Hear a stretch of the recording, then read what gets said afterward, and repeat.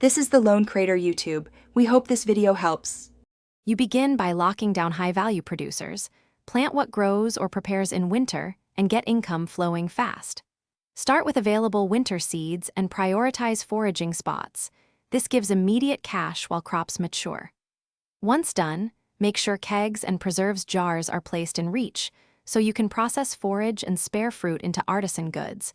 Those boost gold per unit significantly. You should also check your battery packs and any stored fruit from fall so you can convert them immediately. You now scale production.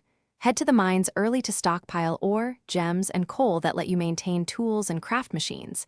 This supports long-term profit. Once you have raw materials, focus heavily on artisan conversion. Wine, aged cheese, and mead multiply base value and stack well across winter. Make sure animals stay happy. Heaters and daily care prevent lost yields. Finally, stagger machine timers so kegs and jars finish across days. That smooths cash flow and avoids bottlenecks. You wrap up by converting inventory into gold and finishing seasonal objectives.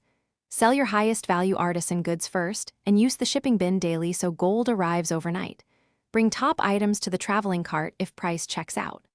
Once done, make sure to complete bundles and pending quests before festival deadlines for extra payouts.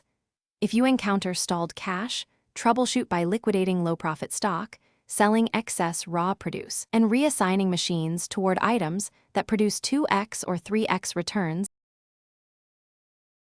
Thanks for watching. Consider subscribing if we helped you.